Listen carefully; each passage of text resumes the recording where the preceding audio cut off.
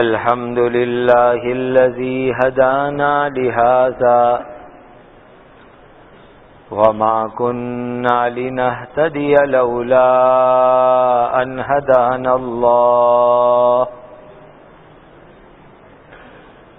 أشهد أن لا إله إلا الله وحده لا شريك له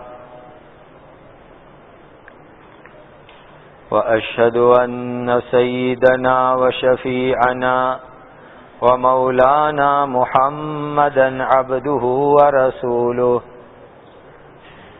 صلوات الله تبارك وتعالى عليه وعلى آله وأصحابه وذرياته وأهل بيته وأهل طاعته وبارك وسلم تسليما كثيرا كثيرا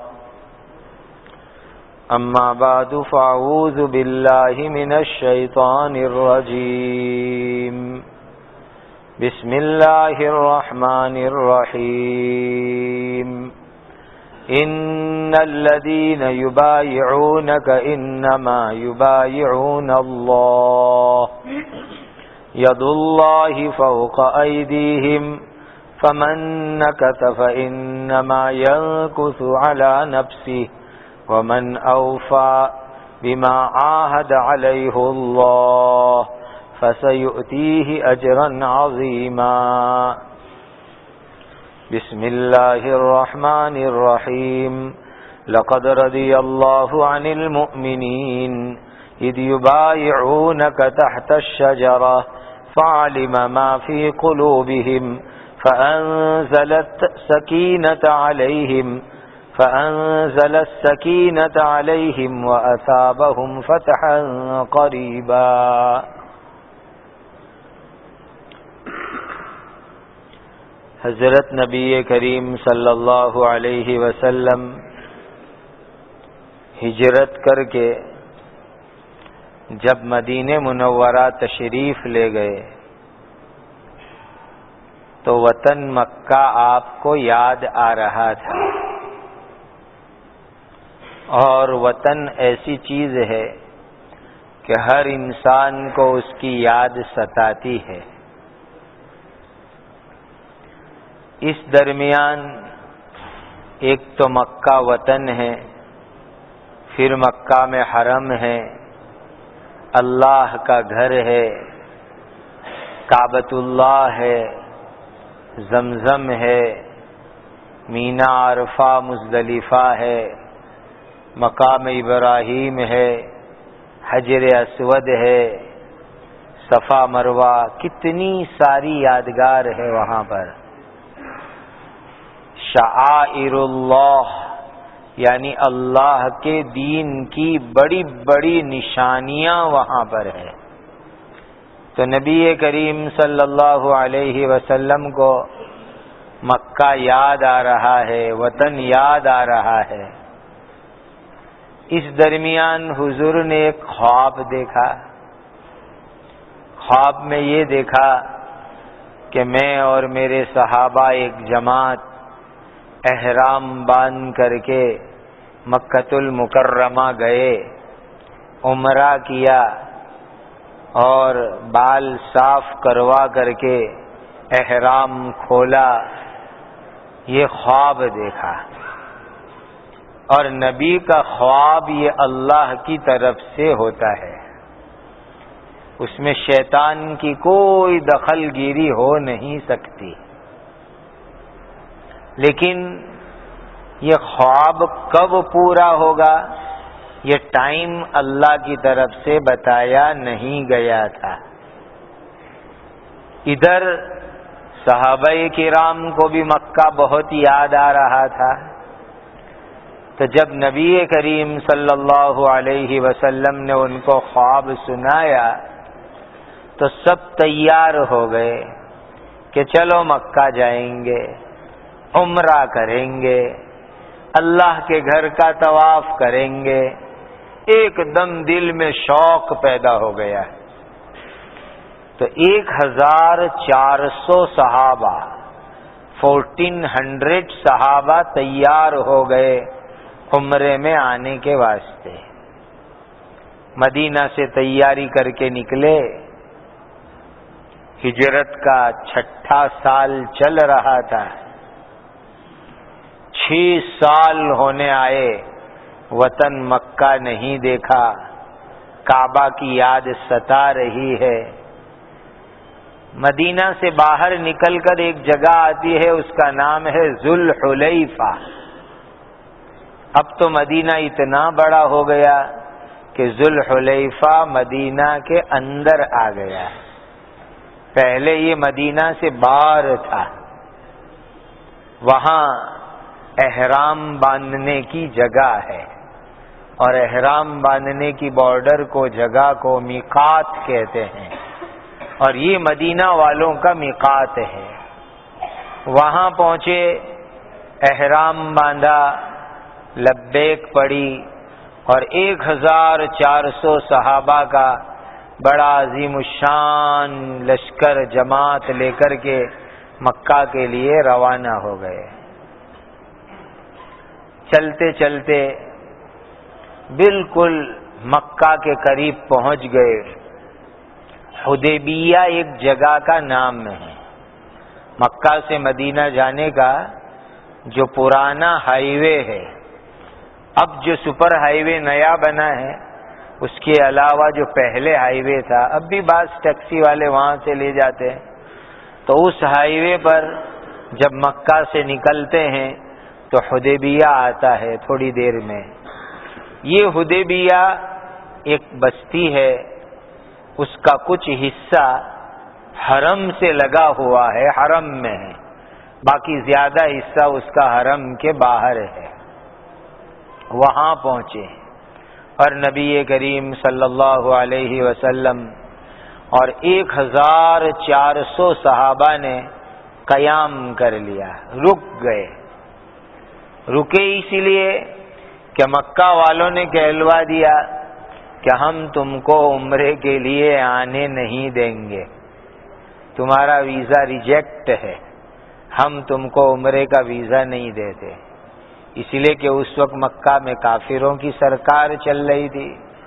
قریش کافر، ان کی گورنمنٹ تھی. تو ابو سفیان اس وقت مکہ کے بڑے لیڈر مانے جاتے تھے. انہوں نے اور ان کی پوری ٹیم نے عمرے کی ویزا دینے سے منع کر دیا. تو نبی کریم صلی اللہ علیہ وسلم حدیبیہ میں رک گئے اور آپس میں مشورہ شروع کیا کہ مکہ والوں کے ساتھ بات چیت کرنے کون جاوے. تو سب سے پہلے نبی کریم صلی اللہ علیہ وسلم نے حضرت عمر کو کہا، عمر تم جاؤ مکہ اور جا کر کے مکہ کے یہ بڑے بڑے لوگوں کو بات کرو. حضرت عمر بھی قریشی خاندان کے ہیں. تو حضرت عمر رضی اللہ تعالیٰ عنہ نے کہا کہ حضور میرا سخت مزاج ان کو معلوم ہے اور بات جو ہے ادھر ادھر ہو جائے گی. میری رائے یہ ہے کہ آپ حضرت عثمان رضی اللہ تعالیٰ عنہ کو بھیجو مکہ والوں سے بات چیت کرنے کے واسطے. حضرت عثمان رضی اللہ تعالیٰ عنہ کو نبی کریم صلی اللہ علیہ وسلم نے مکہ بھیجا. یہ گئے تھے صرف ویزا کی پروسیجر کرنے کے واسطے. اس روایت سے ایک بات یہ سمجھ میں آتی ہے کہ یہ ویزا اور اس طرح کے ڈاکیومنٹری جو کارروائی ہوتی ہے وہ ہر انسان کے بس کی ہوتی نہیں ہے. اس کے لیے اللہ تعالیٰ کے کچھ خاص بندے منتخب ہوا کرتے ہیں. بعض لوگوں کو اللہ نے ایسی صلاحیت اس لائن میں دی ہوتی ہے کہ وہ بڑے بڑے کام بھی سیکنڈوں میں کر کے آتے ہیں، اور بعض بندے ایسے ہوتے ہیں کہ سیکنڈ کا کام مہینوں کا کر ڈالتے ہیں. تو حضرت عثمان رضی اللہ تعالیٰ عنہ کے بارے میں رائے دی حضرت عمر رضی اللہ تعالیٰ عنہ نے، اور وہی صحیح رائے تھی. کہا حضور ان کے مکہ والوں پر بڑے احسانات ہے، اور احسان کی وجہ سے لوگ ان سے بات بھی ڈھنگ سے کریں گے، اور ان کی فیملی کے لوگ بھی وہاں بہت سارے موجود ہیں. جو ان کو وہاں اپنے گھر رکھ سکے، اسی لیے حضرت عثمان کو بھیجو، جا کر کے وہ ویزا کی ساری کارروائی کرے۔ حضرت عثمان رضی اللہ تعالی عنہ حضرت نبی کریم صلی اللہ علیہ وسلم کے اور تمام صحابہ کے ایمبیسیڈر بن کر کے تشریف لے گئے، قاصد بن کر کے، ایلچی بن کر کے تشریف لے گئے، اور دوسرے تقریباً 10-11 صحابہ اور بھی پہنچ گئے مکہ مکرمہ۔ حضرت عثمان رضی اللہ تعالیٰ عنہ جا کے اپنے ایک تعلق والوں کے گھر پر رک گئے۔ پھر دوسرے دن وہ تعلق والے مکہ کے سب بڑے بڑے لیڈروں سے ملنے لے گئے کہ چلو ان کے ساتھ عمرے کی ویزا کے بارے میں بات چیت شروع کرو۔ حضرت عثمان گئے مکہ کے بڑے بڑے لیڈروں کو ملنے، تو ان کے جو تعلق والے تھے، ریلیٹیوز تھے، انہوں نے حضرت عثمان کے کپڑے دیکھے تو دیکھا کہ حضرت عثمان کی لنگی، ازار بہت اونچی تھی، تو وہ کہنے لگے کہ یہ مکہ کے اندر جو یہ بڑے بڑے لیڈر لوگ ہیں، یہ اونچی ازار اور اونچی لنگی والے آدمی کو بہت بیکورڈ سمجھتے ہیں، غریب سمجھتے ہیں، نیچا سمجھتے ہیں، اور ابھی ہم بہت امپورٹنٹ بات کرنے کے لیے جا رہے ہیں ویزا کی، تو ذرا تمہاری ازار لنگی نیچی کر دو تاکہ تمہاری پوزیشن اچھی لگے اور وہ لوگ تمہارے ساتھ اچھی اسٹائل میں بات کریں۔ جب یہ انہوں نے سنا تو حضرت عثمان رضی اللہ تعالیٰ عنہ نے کیسی نبی کریم صلی اللہ علیہ وسلم سے محبت ہوگی، اندازہ لگاؤ کہ حضور تو وہاں مکہ میں موجود نہیں ہیں، یہاں تو سب کافروں کے بیچ میں ہیں، حضور اور صحابہ تو مکہ کے باہر حدیبیہ میں ہیں، اور یہاں ان کے دوست وہ خود ان کو کہہ رہے ہیں کہ ذرا کپڑے نیچے کر ڈالو تاکہ تم ذرا اچھے لگو اور مکہ والے تمہارے ساتھ اچھی بات کریں۔ یہ صحابہ کی محبت کی بات دیکھو کہ حضرت عثمان رضی اللہ تعالیٰ عنہ نے صاف لفظوں میں جواب دے دیا، ہاکذا عزرت رسول اللہ صلی اللہ علیہ وسلم، نبی کریم صلی اللہ علیہ وسلم کی ازار مبارک، لنگی مبارک اسی اسٹائل کی ہوتی ہے جس اسٹائل میں میں نے ازار اور لنگی پہنی ہے، یعنی اتنی اونچی ہوتی ہے، لہذا میں اس کو کسی قیمت میں بھی نیچا نہیں کروں گا۔ یہ تھی صحابہ کی نبی کریم صلی اللہ علیہ وسلم کے کپڑوں کے بارے میں اتباع سنت کا جذبہ۔ اللہ ہمیں بھی ایسا اتباع سنت کا جذبہ عطا فرمائے۔ پہلے لوگ، اب بھی ہے، بہت نیچی نیچی نیچی اور چوڑی چوڑی پینٹ پہنا کرتے تھے، پھر وہ ایک دوسری قسم کی ازار کی اسٹائل آئی، جبے کے نیچے پہننے کی، رات میں پہننے کی، تو وہ آ گئی گھٹنے سے ذرا تھوڑی نیچی، اتنی ہوتی ہے کہ اگر بگے احتیاط نہ کرے تو بیٹھتے وقت گھٹنے بھی دکھنے لگے، اس طرح کے اب وہ ازاریں آنے لگی یا اس سے تھوڑی نیچی، تو لوگوں نے اس کو بہت شوق سے خرید کر پہننا شروع کر دیا۔ پہلے جب نیچی نیچی پینٹ پہنتے تھے ان کو لوگ سمجھاتے تھے کہ بھائی یہ تو شریعت میں بڑا گناہ کا کام ہے کہ تمہارے جو تخنے ہیں وہ چھپ جاوے، اس کو حدیث میں فرمایا کہ آگ میں جائے گا وہ حصہ، جہنم کی آگ میں جلے گا، تو ذرا اونچا رکھو، تو لوگوں کو سمجھ میں نہیں آتا تھا۔ لیکن اب جب اسٹائل اس طرح کی ازار اور پینٹ اور نائٹ ڈریس کی آ گئی تو لوگ بڑی شوق سے پہن رہے ہیں، اور ایسے شوق سے پہن رہے ہیں کہ گھٹنے بھی اس میں کھل جاوے۔ تو عجیب بات، اللہ والے کہتے ہیں کہ نبی کی محبت میں تخنے نہیں کھل سکے اور دشمن کی نقالی میں گھٹنے بھی کھلنے آسان ہو گئے۔ یہ اس وقت جو ہے ہم لوگوں کا حال ہے، تو تھوڑا سا کپڑے کے بارے میں احتیاط کیا کرو۔ عربی جبہ پہنو یا لنگی پہنو یا ایزار پہنو یا پینٹ پہنو، کوئی بھی کپڑا پہنو، لیکن تخنے سے نیچے نہیں ہونا چاہیے، تخنے کے اوپر ہونا چاہیے۔ یہ حضرت عثمان رضی اللہ تعالیٰ عنہ کی نبی کریم صلی اللہ علیہ وسلم سے محبت کا معاملہ دیکھو۔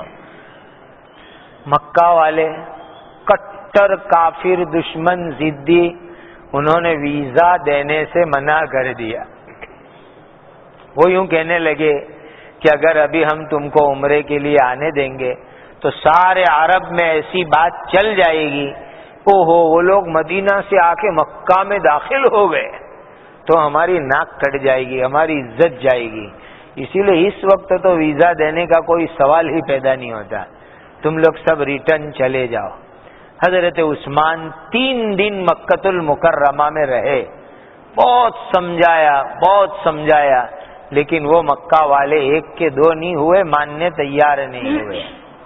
اس درمیان ایک عجیب قصہ پیش آیا کہ مکہ کے بڑے بڑے سردار لوگ جنہوں نے عمرے کی ویزا ریجیکٹ کی، وہ کہنے لگے حضرت عثمان کو، عثمان تم آئے ہو مکہ تو ہم تم کو پرمیشن دیتے ہیں کہ تم عمرہ کر لو، تم طواف کر لو، ہم تم کو اجازت دیتے ہیں، باقی حضرت نبی کریم صلی اللہ علیہ وسلم اور پورے 1400 صحابہ کو ہم اجازت نہیں دیتے، پرمیشن نہیں دیتے۔ دیکھو حضرت عثمان کی محبت کہ جب مکہ کے کافر لیڈروں نے خود سامنے سے کہا ان کو کہ عمرہ کر لو، تم طواف کر لو، عبادت کے لیے کہا، تو حضرت عثمان نے کیا جواب دیا؟ کہنے لگے کہ میں اپنے آقا حضرت محمد الرسول اللہ صلی اللہ علیہ وسلم کے بغیر عمرہ نہیں کر سکتا۔ کیسی محبت حضور کی کہ مکہ میں ہیں، مکہ والے کہہ رہے ہیں، پھر بھی انہوں نے عمرہ کرنے سے منع کر دیا کہ حضور کو اجازت دو، حضور آئیں گے، ہمارے تمام ساتھی صحابہ آئیں گے، اس کے بعد ہم لوگ جو ہے عمرہ کریں گے، میں اکیلا عمرہ نہیں کروں گا۔ اللہ ہمیں بھی دین کے معاملے میں ایسی محبت کے پاکیزہ جذبات عطا فرمائیں۔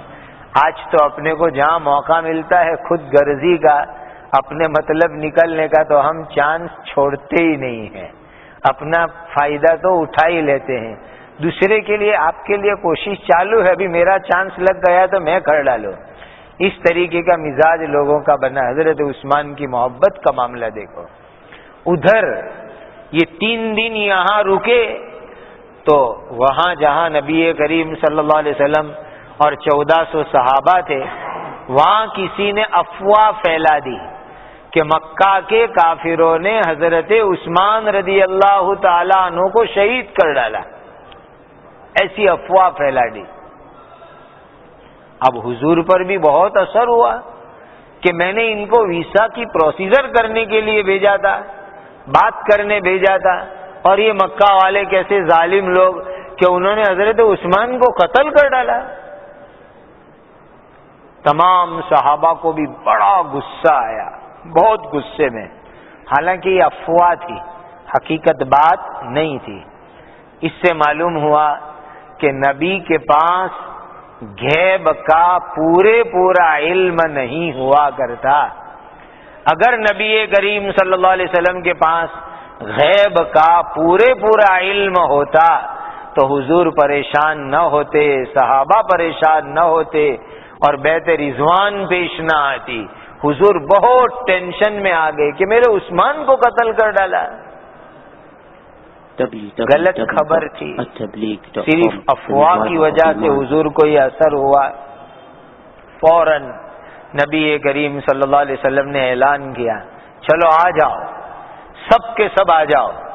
وہاں ایک درخت تھا کیکڑ کا، یعنی جس کو ہماری گجراتی میں جنگلی باور کہتے ہیں، وہ چھوٹے چھوٹے پتے اور بہت کانٹے والا آتا ہے، وہ اس ببول کے درخت کے نیچے بیٹھے اور 1400 صحابہ سے نبی کریم صلی اللہ علیہ وسلم نے بیعت کی، اور بیعت اس بات کے اوپر کی کہ زندگی کی آخری سانس تک حضرت عثمان رضی اللہ تعالی عنہ کا بدلہ لینے کے لیے مکہ والوں سے ہم مقابلہ کریں گے، عثمان کے خون کا بدلہ لے کر کے رہیں گے۔ یہ بیعت کی حضرت نبی کریم صلی اللہ علیہ وسلم۔ ایک ایک صحابی آتے تھے اور حضور کے مبارک ہاتھ کے اوپر بیعت کرتے تھے۔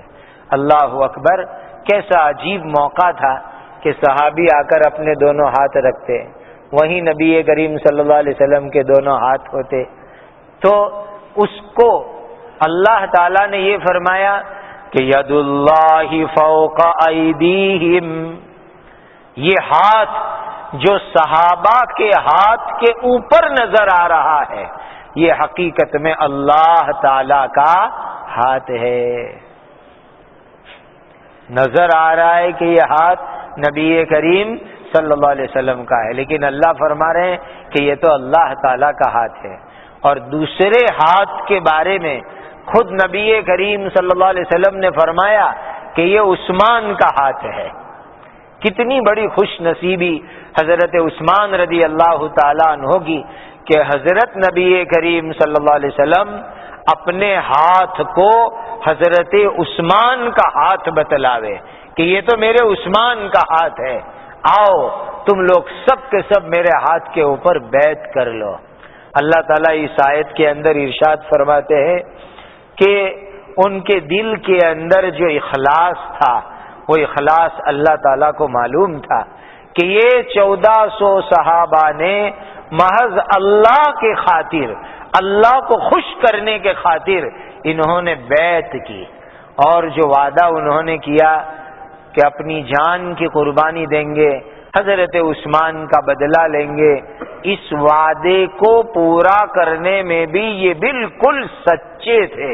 یہ خود اللہ تعالیٰ نے گواہی دی، فَعَلِمَ مَا فِي قُلُوبِهِمْ، ان کے دل میں جو اخلاص اور اللہ کا وعدہ پورا کرنے کا جذبہ تھا، اس کو اللہ سبحانہ و تعالی جانتے تھے۔ جب صحابہ کے اخلاص کی اللہ نے گواہی دے دی تو پھر کسی کو حق نہیں پہنچتا امت میں کہ وہ یوں کہوے کہ نعوذ باللہ صحابہ منافق تھے، زبان سے کلمہ پڑھتے تھے، دل میں ایمان نہیں تھا۔ ایسی گستاخی کی بات کہنے کی امت میں کسی کو اجازت نہیں۔ جب اللہ فرما دے فَعَلِمَ مَا فِي قُلُوبِهِمْ، صحابہ کے دل کے اندر جو ایمان ہے، اخلاص ہے اور وعدہ پورا کرنے کا جذبہ ہے، اس کو اللہ سبحانہ و تعالی جانتے ہیں۔ اور اللہ تعالیٰ جو جانتے ہیں وہ تو ہمیشہ کی بات جانتے ہیں۔ ایسا تھوڑا ہی کہ اللہ تعالیٰ اس وقت کی بات جانتے تھے اور فیوچر کی بات نہیں جانتے۔ ارے اللہ تو اس وقت کی بات بھی جانتے اور فیوچر کی بات بھی اللہ تعالیٰ جانتے۔ اسی لیے اللہ نے جو یہ فرمایا کہ صحابہ کے دل کے اندر جو ہے اللہ جانتے ہیں، اخلاص، ایمان، یہ ہمیشہ کے لیے فرما دیا۔ اسی لیے نبی کریم صلی اللہ علیہ وسلم کے دنیا سے انتقال فرمانے کے بعد بھی تمام صحابہ جو تھے وہ الحمدللہ ایمان پر تھے، اخلاص پر تھے اور سچے اور پکے دین کے اوپر قائم تھے، اور اسی کے اوپر ان لوگوں کا دنیا سے انتقال ہوا۔ اللہ تعالیٰ نے ان کے اوپر سکون اس وقت کے اوپر نازل فرمایا۔ اور دیکھیے یہ جو 1400 صحابہ نے بیعت کی، ان کے لیے 2 حدیثوں میں بڑی زبردست فضیلت آئی۔ پہلی فضیلت یہ آئی کہ خود نبی کریم صلی اللہ علیہ وسلم نے ان 1400 صحابہ کو فرمایا کہ اس وقت پوری زمین کے اوپر جتنے بھی انسان ہیں اس میں تم میرے صحابہ سب سے بہترین لوگ ہو، انتم خیر اہل الارض او کما قال، کہ زمین پر بسنے والے تمام انسانوں میں یہ 1400 صحابہ سب سے افضل ہے۔ دوسری حدیث میں ارشاد فرمایا کہ جنہوں نے حدیبیہ میں درخت کے نیچے نبی کریم صلی اللہ علیہ وسلم کے مبارک ہاتھ پر بیعت کی، ان کو جہنم کی آگ کبھی نہیں لگ سکتی، وہ کبھی جہنم میں جا سکتے نہیں ہیں۔ اللہ نے ان کے لیے جنت کا، مغفرت کا، اپنی رضا اور اپنی خوشنودی کا فیصلہ فرما دیا. اور وہ درخت بھی کتنا خوش نصیب کہ جب صحابہ اور حضور وہاں بیٹھے تو اس درخت کا اللہ نے قرآن میں تذکرہ فرما دیا. ایسے تو کروڑوں درخت، ملین بلین ٹریز دنیا کے اندر ہے، لیکن یہ ٹری، یہ درخت، یہ جھاڑ کتنا خوش نصیب کہ وہاں نبی کریم صلی اللہ علیہ وسلم بیٹھے، صحابہ کرام رضوان اللہ تعالی علیہ مجمعین بیٹھے، تو وہ جو ہے ایک یادگار چیز ہو گئی. اور اللہ تعالیٰ نے قرآن مجید کے اندر اس کا تذکرہ فرما دیا. تحت الشجرہ، معلوم ہوا کہ اللہ کے نیک بندوں کے ساتھ جس چیز کا کنیکشن ہو جاتا ہے، جس کا تعلق اور کانٹیکٹ ہو جاتا ہے، اس چیز کے اندر خیر اور برکت آ جاتی ہے. اس درخت میں، اس ٹری میں کوئی خوبی کی بات نہیں تھی.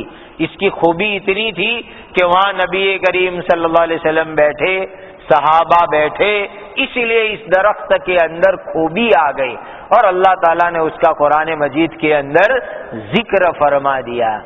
جیسے ایسے دنیا میں ملین بلین کتے ہوں گے، لیکن جس کتے نے اللہ کے ساتھ نیک بندوں کی خدمت کی، اللہ تعالیٰ نے اس کتے کا قرآن میں تذکرہ فرما دیا. وَقَلْبُهُمْ بَاسِطٌ ذِرَاعَيْهِ بِالْوَصِيدِ. وہ کتا اتنا خوش نصیب ہو گیا کہ اللہ نے اس کتے کا قرآن میں تذکرہ فرما دیا. لہذا یہ جمیع صحابہ کرام نبی کریم صلی اللہ علیہ وسلم کے ساتھ رہنے کی برکت سے اللہ تعالیٰ نے ان کو اتنا اونچا مقام عطا فرما دیا. اور انہوں نے بیعت کی. پھر بعد میں پکی خبر ہی آئی کہ حضرت عثمان رضی اللہ تعالیٰ عنہ الحمدللہ زندہ ہے، اور وہ زندہ سلامت آئے. اور یہاں آنے کے بعد پھر فیصلہ سنایا کہ کسی طرح بھی ویزا ملنا مشکل ہے، مدینہ ریٹرن واپس جانا پڑے گا. تو اب کیا کرے؟ احرام سب کا باندھا ہوا، اور 700 تقریباً جانور مکہ مدینہ سے ساتھ لائے تھے مکہ میں ذبح کرنے کے واسطے، مینا میں، حرم میں قربانی کرنے کے لیے 700 کے قریب جانور بھی ساتھ لے کر کے آئے تھے. تو اب کیا کریں؟ تو اس موقع کے اوپر اللہ تعالیٰ نے پھر احصار والی آیت نازل فرمائی، اور مسئلہ قیامت تک کے لیے ہو گیا کہ کوئی آدمی احرام باندھ کے نکلا، پھر اس کو کوئی بات آ گئی اور وہ مکہ نہیں جا سکے، تو ایک جانور مکہ میں ذبح کروا کر کے اپنا احرام وہ کھول سکتا ہے. پرانے زمانے میں تو بہت مشکلات تھی، اب تو ایک میسج کر دو تو وہاں لوگ ہیں جو فوراً 2-4 گھنٹے میں ریپلائی دے دیں گے کہ آپ کا بکرا، بکری، اونٹ، گائے ذبح ہو گیا، اب تم احرام کھول سکتے ہو. دنیا میں تم جہاں پر ایئرپورٹ پر جہاں بھی ہو وہاں پر. تو اب تو بڑی آسانی ہو گئی اس کے اندر. لیکن اس وقت کے اوپر یہ حکم نازل ہوا، صحابہ ایک دم غصے میں بھرے ہوئے، آگ میں، کہ یہ مکہ والے کیا سمجھتے ہیں، ان کے ساتھ لڑ لیں گے، مریں گے، ماریں گے، لیکن احرام نہیں کھولیں گے ہم لوگ. نبی کریم صلی اللہ علیہ وسلم نے اعلان کیا احرام کھول دو. 2 بار 3 بار اعلان کیا. تو سفر میں غالباً حضرت ام سلمہ رضی اللہ تعالی عنہ آپ کی پاک بیوی ساتھ میں دی. انہوں نے بہت اچھا مشورہ دیا. بعض مرتبہ عورتوں کی طرف سے بھی اچھے مشورے آتے ہیں، اس کی قدر کرنی چاہیے. انہوں نے کہا حضور یہ لوگ اس وقت اتنے غصے میں ہیں کہ ان کو کوئی بات سنائی نہیں دیتی، ایک کام کیجئے، آپ خود جو ہے اپنے جانور کی قربانی کیجئے اور اپنے سر پر بال منڈوا دیجئے اور اپنا احرام کھول دیجئے. ابھی یہ سب صحابہ فٹافٹ کھول دیں گے.